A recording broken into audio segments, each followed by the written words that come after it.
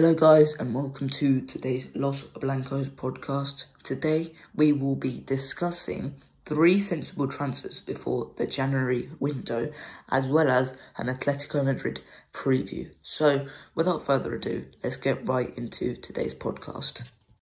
Okay, for the first part of today's podcast, we will be talking about 3 sensible transfers for the January transfer window. Now, it's mid-December, well, approaching mid-December anyway, and this is around the time where clubs are usually discussing transfer moves that could, strengthen the final push for the season. So, our situation is very good. We're top of La Liga. We qualified through to the Champions League knockouts. And we are seeded for that in the round 16. So we're looking good so far. Obviously, we've got some problem positions where we've had a few injuries, but I think we've done well this season to not get any injuries. Antonio Pintos has done well, but I think there can be some positions that can be improved in January. So without further ado, let's get in to our players. Am I right in thinking you have gone for a goalkeeper? Because I have also gone for a goalkeeper. So have you gone for a goalkeeper here? Yes, I've actually gone for a goalkeeper. Before I give you the goalkeeper, etc., I'm going to give you a short reasoning to why I chose that goalkeeper and to why I chose the position.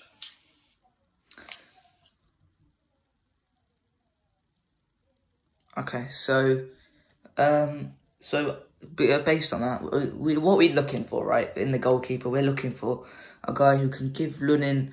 You can send Lunin on loan. We can afford to send Lunin on loan, because right now we send Lunin on loan. We have to put Tony Furidas at backup goalkeeper, and that's not most reassuring. Lunin is very reassuring, as we saw in these pre-season performances against the likes of Milan and Rangers. But I think we should be sending him on loan because he's a very promising goalkeeper, but he's never getting in ahead of Courtois. So, what is your reasoning for why you went in goal? Yeah, and I was actually thinking, if I would like to keep Lunin, because obviously if you send him on loan, you're not totally sure if he's going to get to start and play many minutes. So maybe we have to scratch the season out. However, if you can find a club for him that he's going to get minutes, then you can definitely send him on loan, because this is heading for another wasted season for him. However, if he's getting minutes in the Copa del Rey, I'll be happy. So my reasoning for a goalkeeper is similar to yours. Luna needs game time, and he would actually have another wasted season if he continues to stay at this club. If I'm being totally honest, as much as I love the player, I think he is actually wasting his career with sitting on the Madrid bench. Yeah, so, well, who have you gone for in goalkeeper? Okay, I've gone for a player we actually signed in the January window before. A few years ago to replace Iker Casillas when he was injured, and that's Diego Lopez, because I believe that Espanyol, I don't think he would mind if he's benched as much as high-profile names, for example, like Alphonse Areola, who wants to maybe get back into the French team. I think he would kick up a fuss about it if he isn't playing someone like Madrileño, who's also on the bench as well. He also maybe if he wants to leave Arsenal to get game time, he would actually want to go to a place where he can get game time to stay in that Germany squad. So I think Lopez, goalkeeper, I think he's almost 40 years old. He plays for Real Madrid before. He knows us around. I think if we can get him, that's going to be good, because of course I don't think he's going to complain. I think he's a decent goalkeeper. Obviously, I don't know if he's better than Lunin. To be fair, I can't give you that answer. I have no idea if he's better than Lunin, because I haven't seen Lunin definitely in consistent game time to see how good he is. But if we are doing this for Lunin, of course, you would take Lopez. Lunin can go out on loan and play consistently, and Lopez can be the one on the bench for Courtois, because I think he's coming onto the twilight of his years. Yeah, that's quite interesting because one of the reported clubs interested in Lunin is obviously Espanyol, which is Diego Lopez's club. So if we were to do a straight swap for Lunin and Diego Lopez, I think that could be a good deal, sending Lunin on loan to Espanyol. They've got a young keeper who can actually move about a little bit rather than the Diego Lopez, who might be 40 at this point. I'm not completely sure. He's 39 or 40, one of the two. So yeah, that would be an interesting. I did look at Bernd Leno, but one of the main reasons why I didn't say him is because every time I watched him, he does make the good save here and there, but he makes so many mistakes. I just don't think it's a good idea having that as your backup goalkeeper. And I think in terms of, you know, pricing, I don't think Arsenal want to let him go for necessarily that cheap.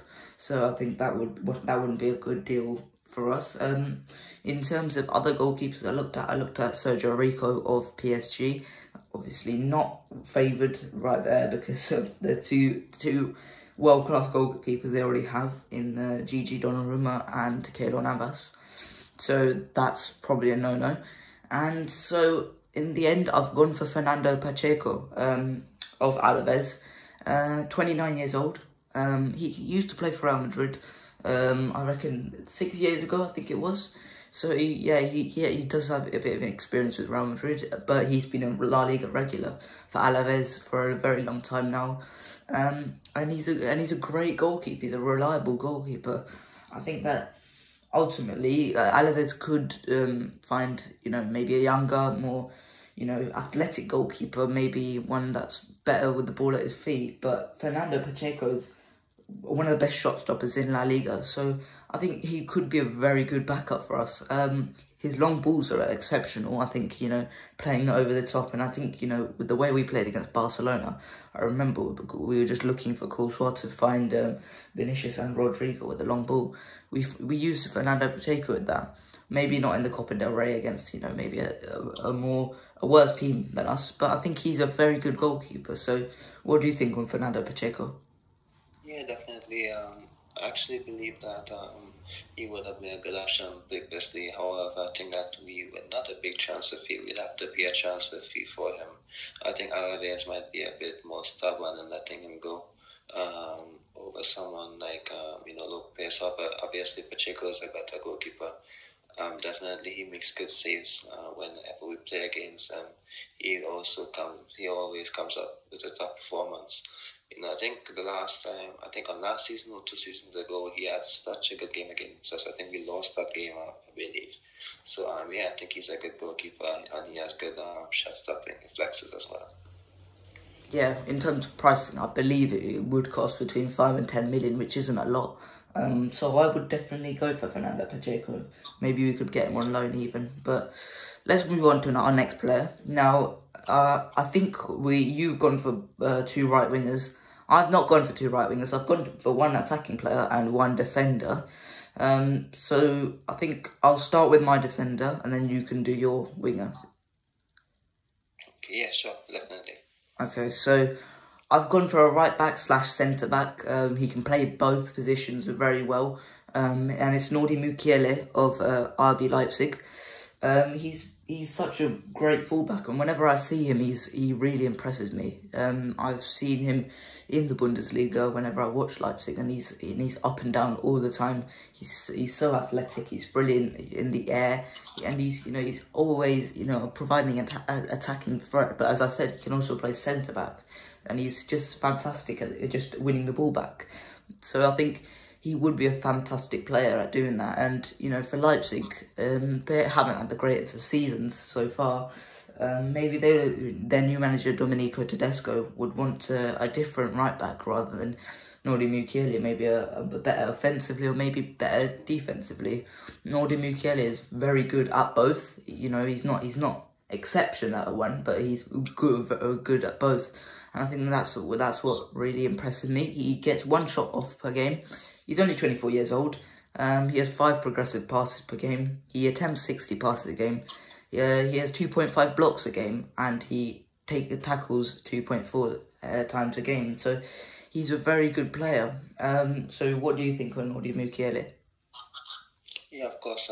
Definitely, I haven't seen much of him. However, but given the stats, etc., it does seem like he can be a good addition to the squad. And I assume that because he plays for RB Leipzig, that he is a young player because that's their model since they started. Yeah, he's 24 years old. Okay, yes. Yes, because actually, if we assign the centre back, I believe that if you're going to sign one to play on the study to Militao and Alaba, you can definitely find a centre back that's not that young, but of an age where he can still improve as well, and where he can accept, be in maybe the backup position to even not just Militao and Alaba. So I think that if you can play full back as well, at right back in particular, which is definitely a position that we need. I think that that definitely will be maybe you can say a good position for him. To be versatile in Real Madrid, playing full back and centre back. I think that maybe if he's younger than Nacho, he can definitely have more opportunities on him as time goes on.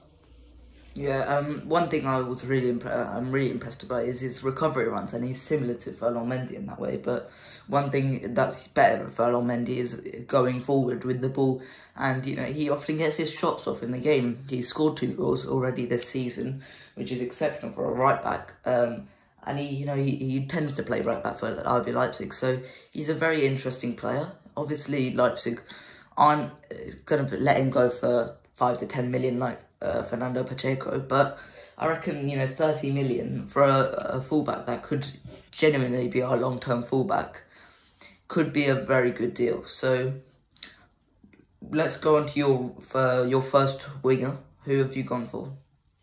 Okay, definitely. I've actually, when I actually was looking at players who can definitely come into Madrid in the winter, obviously I was looking a bit realistic to see which players that we can sign. However, and of course, if you're going to sign a player for the winter, like actually sign a player, obviously you have to look at the falling season as well and the players we're interested in, and if they would still have a spot in the team when those players come in. And of course, we're interested in the attacking positions in Mbappe and Haaland. And I definitely was looking at the right back or centre back as well. However, I don't think that there would be a player that we can sign right now that's affordable and can come in and still be a part of the squad, especially if we sign Liga. So that would be, that was a bit difficult for me. So I decided to go with 2 right wingers, maybe if Real Madrid are profiling at the right wing position. These are the players that we can target, but I would give you the first right back, the right winger, I do apologize. And his name is Jorge de Frutos, and he actually was part of the Real Madrid Academy. I'm sure you know the player very well. He actually, in his last game for Levante, got a goal and an assist. He's a player who can really stretch the field. He is fast and he's young. He's 24, 25 years of age. He's definitely quick. He's definitely composed on the ball. The Real Madrid, there were rumors that we were interested in him, to replace Lucas Vázquez, etc. On the right wing, he can be a better player than Lucas Vázquez. I'm sure he is right now in terms of his attacking contributions. So the reason I went with him, like I said before, is that I didn't believe that there was a realistic player on the market who we would sign, who Madrid would be interested in, and can come in and definitely have an impact on the first team. So I decided to go for a right winger because Real Madrid isn't targeting any right wingers at the moment. It's sort of not a problem position because Rodrigo and Asensio have been doing well. However, if you can definitely sign a player who can compete there, and maybe if you can say, I think if we have the Frutos in the squad over Hazard, Bale, that's going to be good. I think he can definitely take one of their spots as well because he's so young and he's very talented. I think he's definitely a player that we can need, to challenge Rodrigo and Asensio for the position because that's his natural position. So I think he would definitely be a weapon for us. He's a hard worker as well, so I think he can be a good option for us. Yeah, with Levante looking like they will probably get relegated this season, I'm sure he would be a very good player. And I can't remember what exactly the clause was, but we definitely did have a clause on him. Maybe it was a buyback clause, or maybe we even had 50% of the rights to the player, which means it would be very cheap to bring him back to the Bernabeu on a permanent deal. So I think, he's a fantastic little player. He works very hard, and he does remind me a lot of Lucas Vazquez, because he presses so hard and he keeps going for the 90 minutes. He's been one of Levante's better players this season, let's be honest. Levante have had a poor season this year, but he's been fantastic as ever. And as he said, the attributes you've pointed out, he's quick, he's great at dribbling, and I think maybe he could improve his end product a little bit. But I think he is a fantastic player. So I'll go for my player now. Next, my final player, it's Fabio Carvalho. Now, we've talked about Fabio Carvalho towards the start of the season when he was just breaking out for Fulham. But I've watched a little bit more of Fulham's games, and he's just so good. He's too good for Fulham. I watch him every single time, and he impresses me so much. His direct running and his, he takes so many good shots at the goal. And I think, I haven't looked at his XG maybe, but that probably is very high, because his XG shots must be very, very good. So I think Fabio Carvalho is a much better player than, someone like Hazard right now, because maybe it is in the Championship, I get that, but I think he could prove a lot more valuable. He's only 19 years old, and before you say anything about his price, his contract is expiring at the end of the season, which we didn't point out before on the podcast. So I think that's a very, very good player you've got there, and not many other clubs are interested in him. A few lower down Premier League clubs are interested in him. He's not going to re-sign for Fulham. He's not going to renew his contract. It's either, maybe like a Newcastle or a Southampton or Real Madrid or Milan. It's those are the main clubs interested in Fabio Carvalho. And I think out of those clubs, we are probably the favourites to sign him. And I've seen some very good interest in him. And I really like him, because he's got 4 goals this season, 1 assist. He's just a fantastic player. He's the best player in the Championship, in my opinion. So I don't think you've seen a lot of him, because he is in the Championship. I'm not sure how much coverage you do get at the Championship in Trinidad, but you've got to take my word on him. He is a fantastic player. Yeah, definitely. We do seem to have a lot of research and knowledge about the player, and definitely I'll actually take a word on him. Actually, I definitely did some research on him previously in one of the previous podcasts where he was a transfer target for Madrid, and he did seem like a young quality player that can be a good addition to us. Yeah. Okay. So, who have you gone for as your last player for today's first section? Okay, like I said, I believe that the right wing is definitely a position that we can try to get someone in. So I was doing a lot of profiling on a lot of right wingers, and of course, De Frutos was one. And I didn't want to pick a player who's quite similar to him or similar to someone like Rodrigo, because of course they're both right-footed, and the option would be to stretch the field. So I decided to look at someone in the Di Maria mold, because I definitely think if you have a player similar to Di Maria, not Di Maria because I know that we won't be able to sign him, definitely PSG not going to let him go, especially to Madrid, because they're quite upset with us at the moment. So I decided to look at someone who can be a bit of a creative player, maybe less creative than a goal scorer. And I decided to look for a talented player who can definitely make an immediate impact on us actually. And I decided to go with Riyad Mahrez. I know that he is definitely a world-class player, and that's going to cost a lot of money. However, I'm thinking that maybe Manchester City may not demand as much as everyone may expect, because I was seeing previous reports earlier this season that they were prepared to let Bernardo Silva go when they signed Jack Grealish.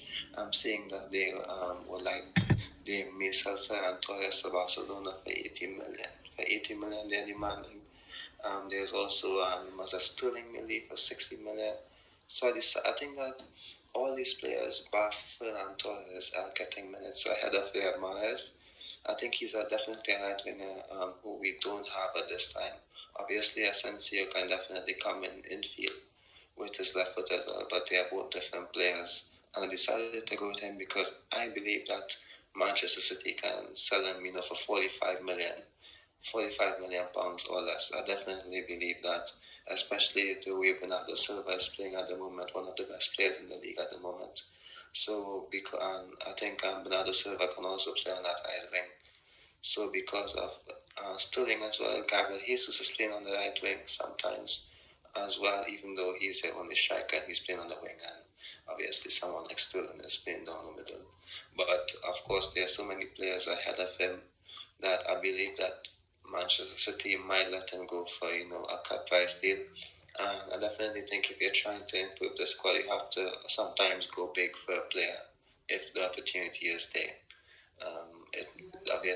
It might be a bit of a struggle fitting in, but he's a talented player and we don't have a player like him.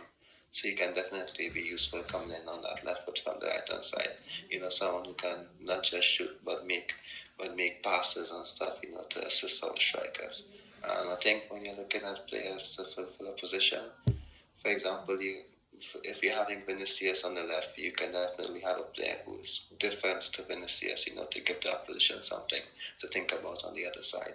So that's why I went for Riyad Mahrez, because I believe that we can definitely get a talented player for a cut price deal.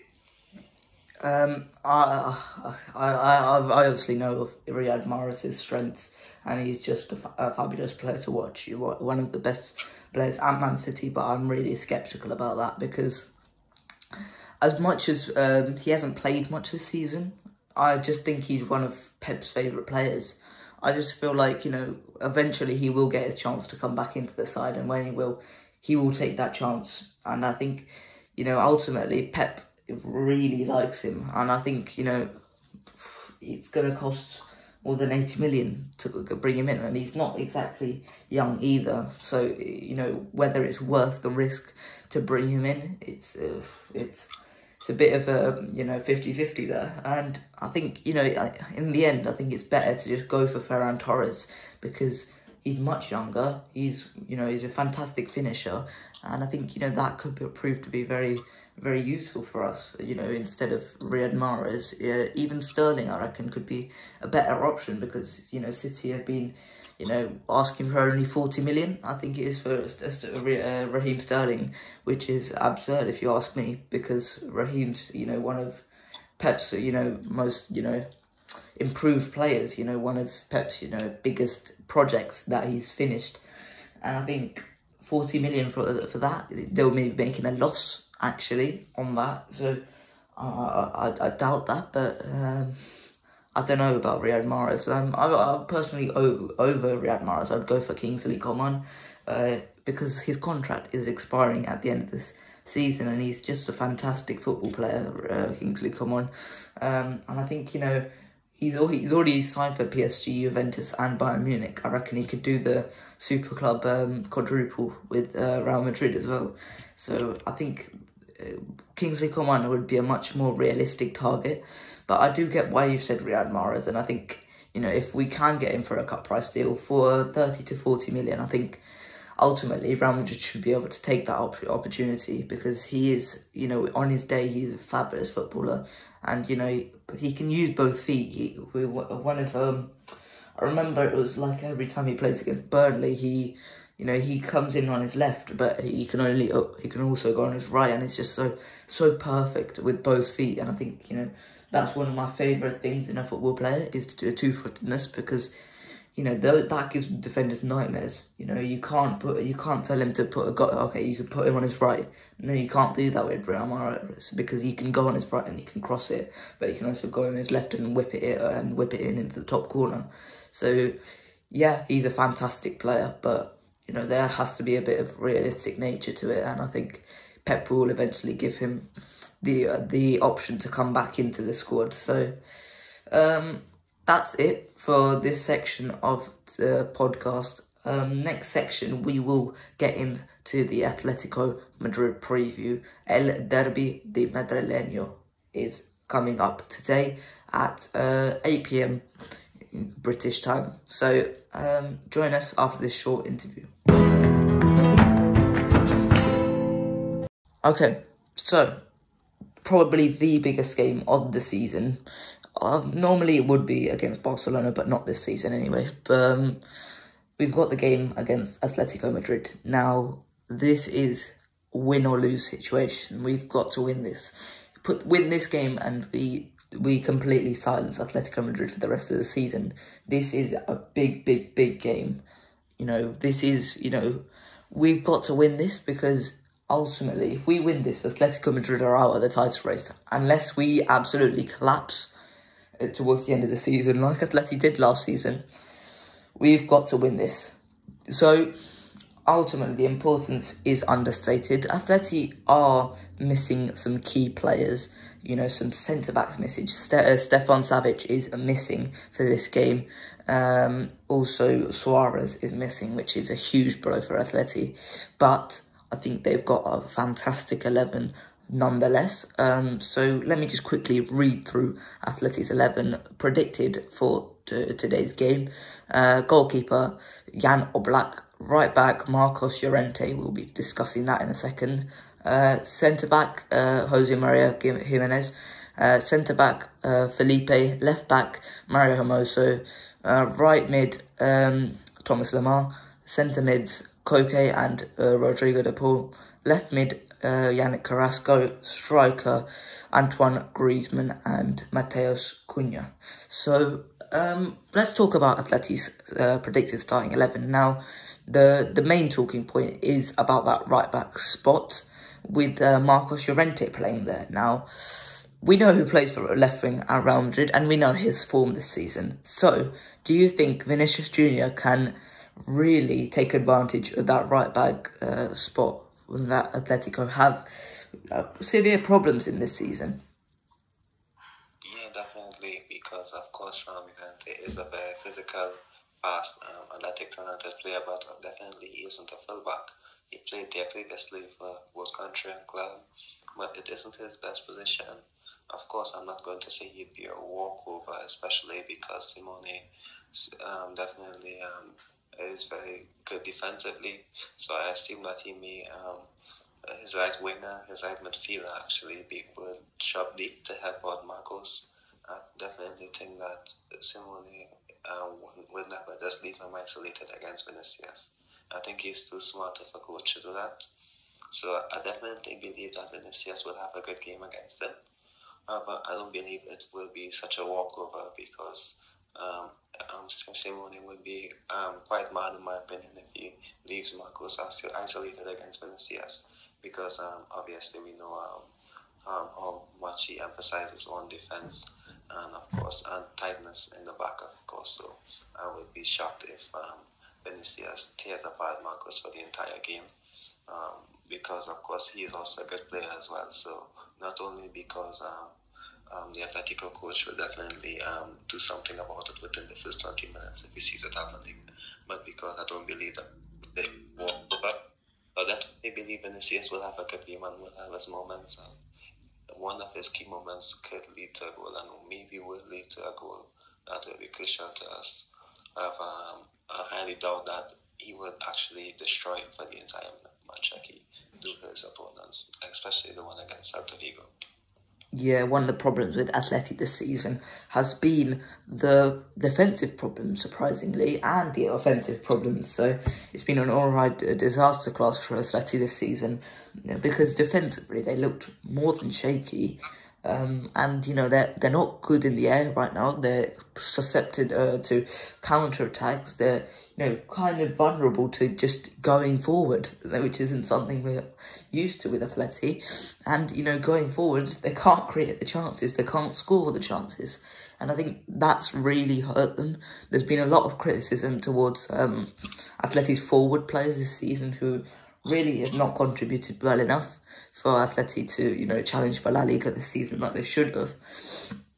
And I think that recently they've come into their own. You know, Mateus Cunha scored last game against Mallorca, and Griezmann starting. You know, he's consistently scoring. They're probably the only player who's consistently scoring. But Suarez has had a poor season so far. De Paul has had a poor season so far, not like many predicted. Carrasco's had a poor season. Lemar's, you know, he's been up and down, and I think that's caused a lot. And I think one of the main reasons that Kieran Trippier has not been available, and I think that sounds pretty pretty absurd, but Kieran Trippier has been, a key to Atletico's attack because he's such a great crosser of the ball. And I think that's been missing with Atleti. So I think, ultimately we've got to look to play down that left side. Ferland Mendy has to provide support to try and overload that right-hand side.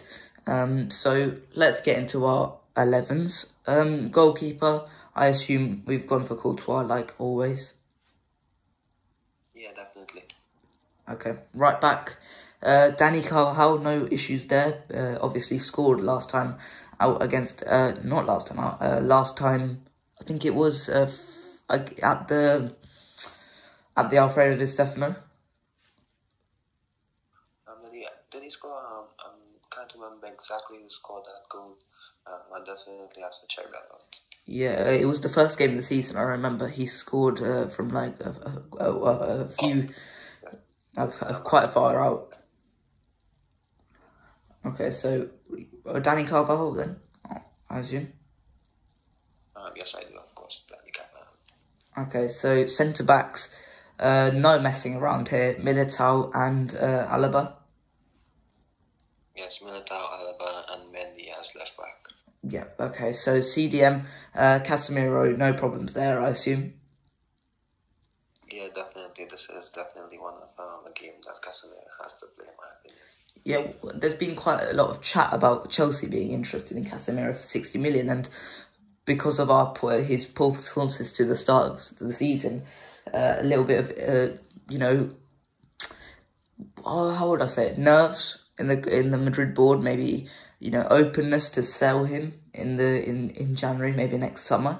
I don't buy it. I think he's still one of the most important players in our team, and I think ultimately without him we would be a lot worse. So I don't buy it. So let's move on to centre mids. Kroos and Modric can keep the control and dominate this game, I assume.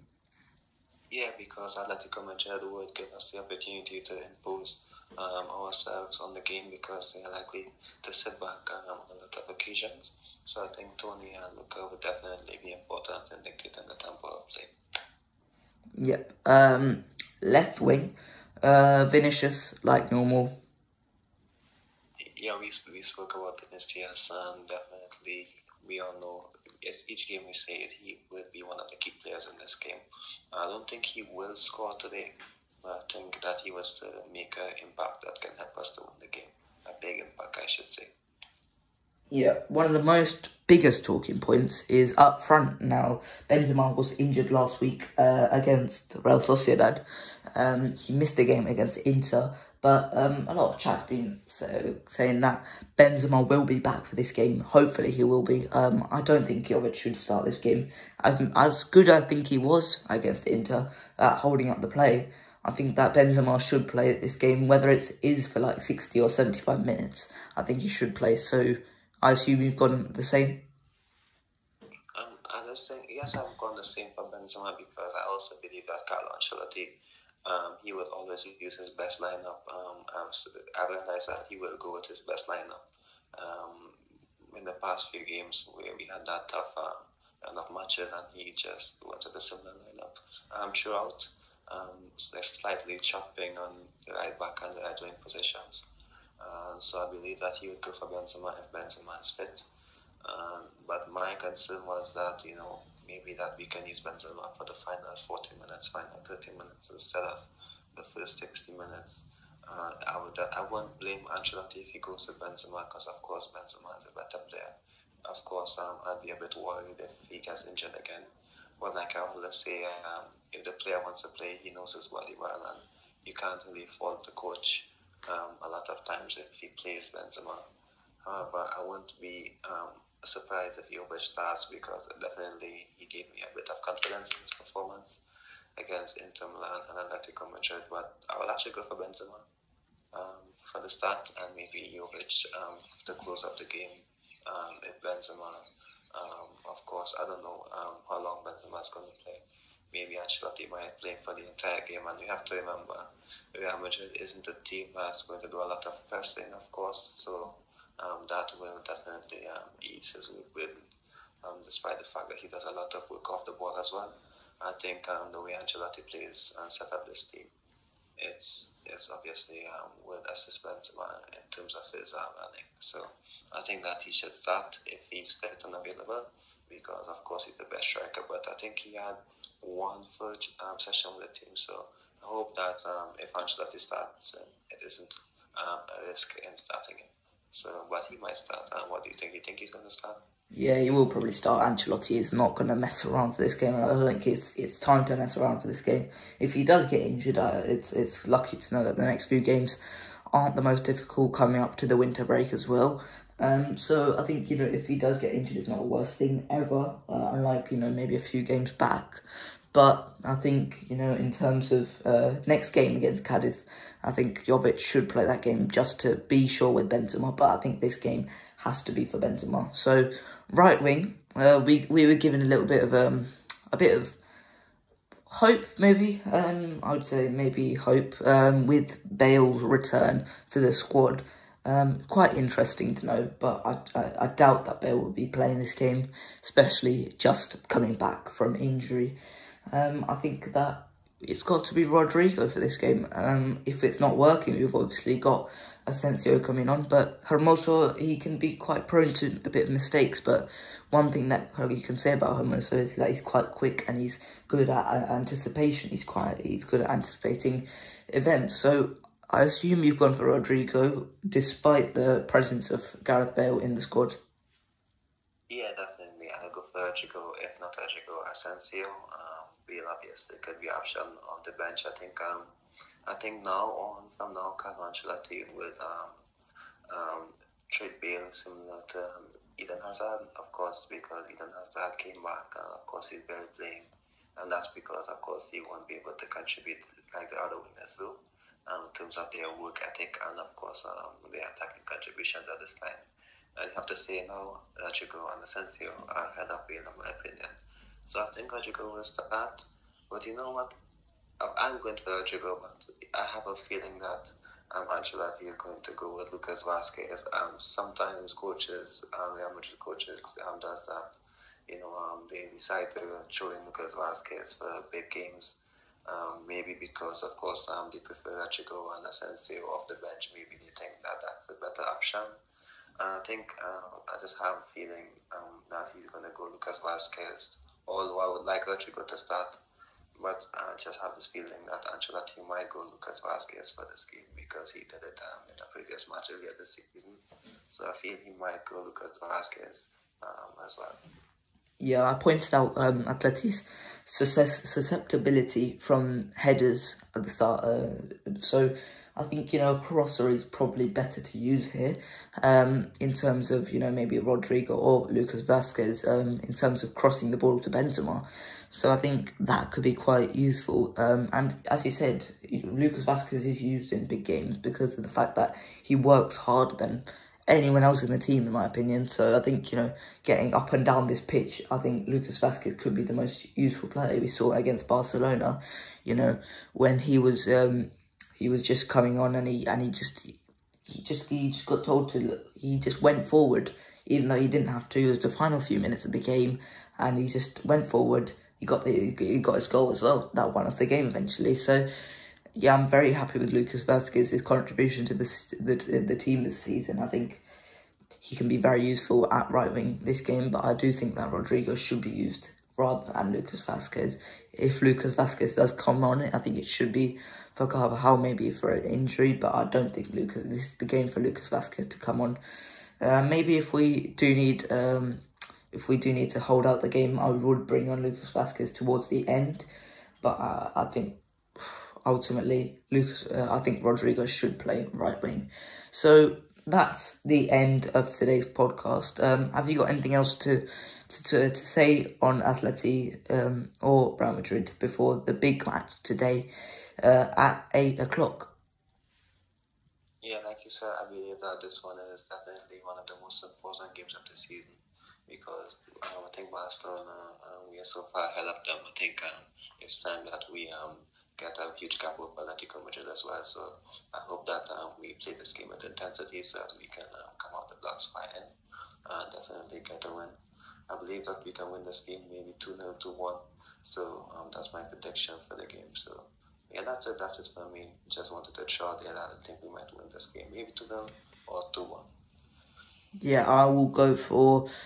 Oh, I think that Atletico might be able to hold out this game. I think 1-1 would be the score. That wouldn't be a bad score for Real Madrid. Just maintain the lead, but, you know, certainly at the best. I hope we win, obviously. I'm going to change that prediction, actually. I'm going to go for a 1-0 Real Madrid win due to Atleti's impotence up front. So, 8 o'clock today, UK. What's the time going to be for the match in Trinidad?